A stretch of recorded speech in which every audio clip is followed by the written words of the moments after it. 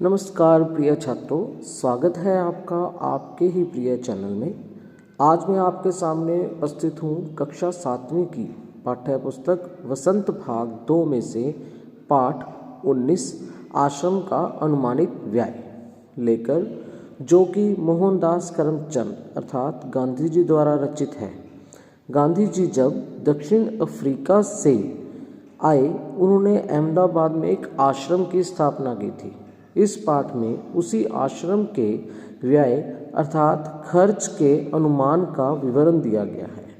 सर्वप्रथम गांधी जी के बारे में जानेंगे, फिर पाठ पठन कार्य किया जाएगा। गांधी जी एक ऐसी शख्सियत जो किसी परिचय का मोहताज नहीं। महात्मा गांधी भारत के महान नेताओं में से एक थे। इनका जन्म 2 अक्टूबर सन 1869 को पोरबंदर गुजरात में हुआ। इनके पिता का नाम करमचंद गांधी और माता का नाम पुतली देवी था, जो एक धार्मिक स्वभाव की स्त्री थीं। इन्होंने मैट्रिक परीक्षा पोरबंदर में ही पास की।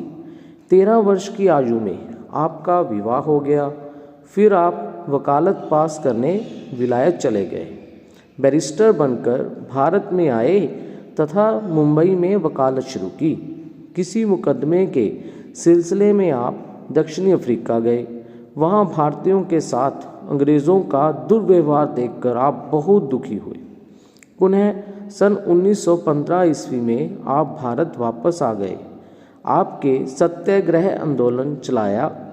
सन 1920 में आपने असहयोग आंदोलन चलाया। 1928 में साइमन कमीशन का बायकॉट किया। देश के आंदोलनों में बढ़ चढ़कर भाग लेने के कारण आप कई बार जेल गए। 1947 में आपने अहिंसा के शस्त्र से देश को आज़ाद करवाया। सारा देश आपको बापू कहता है। वे सारे राष्ट्र के पिता थे। 30 जनवरी सन 1948 को वे नाथूराम गोडसे की गोली का शिकार हो गए, जिससे इनकी मृत्यु हो गई।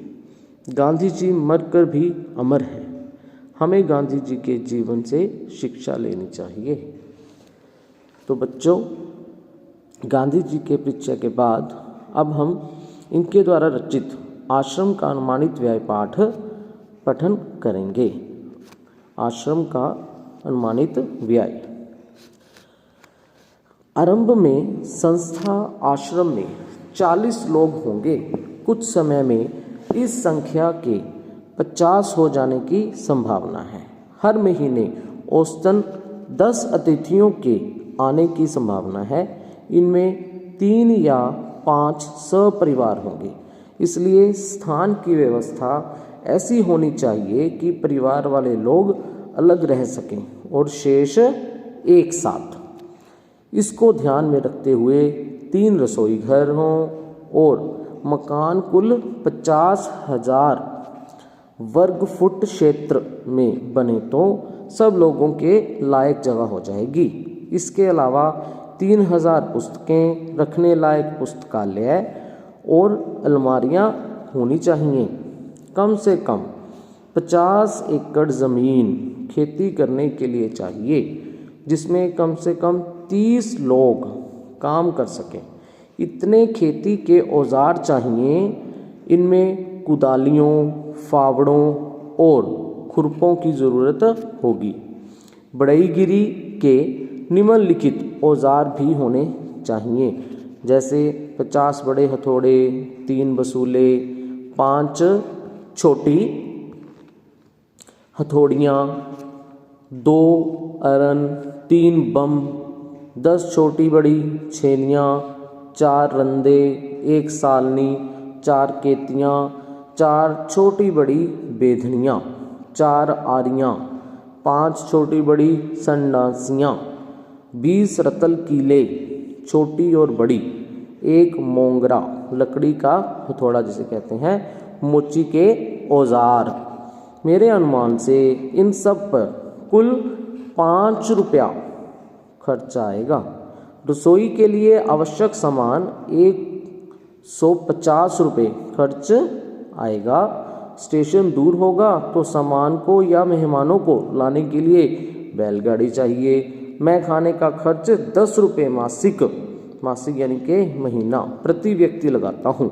मैं नहीं समझता कि हम यह खर्च पहले वर्ष में निकाल सकेंगे।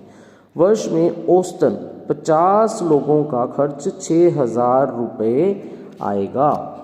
मुझे मालूम हुआ है कि प्रमुख लोगों की इच्छा यह है कि अहमदाबाद में यह प्रयोग 1 वर्ष तक किया जाए। यदि ऐसा हो तो अहमदाबाद को ऊपर बताया गया सब खर्च उठाना चाहिए। मेरी मांग तो यह भी है कि अहमदाबाद मुझे पूरी ज़मीन और मकान सभी दे दे, तो बाकी खर्च मैं कहीं और से या दूसरी तरह जुटा लूँगा। अब चूंकि विचार बदल गया है, इसलिए ऐसा लगता है कि 1 वर्ष का या इससे कुछ कम दिनों का खर्च अहमदाबाद को उठाना चाहिए। यदि अहमदाबाद 1 वर्ष के खर्च का बोझ उठाने के लिए तैयार न हो तो ऊपर बताए गए खाने के खर्च का इंतज़ाम मैं कर सकता हूँ। क्योंकि मैंने खर्च का अनुमान जल्दी में तैयार किया है, इसलिए यह संभव है कि कुछ मदें मुझसे छूट गई हों। इसके अतिरिक्त खाने के खर्च के सिवा मुझे स्थानीय स्थितियों की जानकारी नहीं है, इसलिए मेरे अनुमान में भूलें भी हो सकती हैं। यदि अहमदाबाद सब खर्च उठाए तो विभिन्न मदों में खर्च इस तरह होगा: किराया, बंगला और खेती की ज़मीन, किताबों की अलमारियों का खर्च, बढ़ई के औजार, मोची के औजार, 4 पतीले, 40 आदमियों का खाना बनाने के योग्य 2 छोटी पतीलियाँ, 10 आदमियों के योग 3 पानी भरने के पतीले या तांबे के कलशे, 4 मिट्टी के घड़े, 4 तिपाइयाँ, 1 कढ़ाई, 10 रतल खाना पकाने योग्य 3 कलछियाँ, 2 आटा गूंदने की प्रांतें, 1 पानी गर्म करने का बड़ा पतीला, 3 कतलियाँ, 5 बाल्टियाँ या नहाने का पानी रखने के बर्तन, 5 पतीले के ढक्कन, 5 अनाज रखने के बर्तन, 3 तैयाँ, 10 थालियाँ, 10 कटोरियाँ, 10 गिलास, 10 प्याले, 4 कपड़े धोने के टब, 2 छलनियाँ, 1 पीतल की छलनी, 3 चक्कियाँ, 10 चम्मच, 1 कड़छा, 1 इमामदस्ता, मूसली, 3 झाड़ू, 6 कुर्सियाँ, 3 मेज़ें, 6 किताबें रखने की अलमारियाँ, 3 दवातें, 6 काले तख्ते, 6 रैक, 3 भारत के नक्शे, 3 दुनिया के नक्शे, 2 बम्बई अहाते के नक्शे, 1 गुजरात का नक्शा, 5 हाथ करघे, बढ़ई के औजार, मोची के औजार, खेती के औजार, 4 चारपाइयाँ, 1 गाड़ी, 5 लालटेन, 3 कमडोर, 10 गद्दे, 3 चैम्बर पॉट, 4 सड़क की बत्तियाँ, चौके का सामान, 1 बैलगाड़ी या घोड़ा गाड़ी, 1 वर्ष के लिए खाने का खर्च 6,000 रुपया।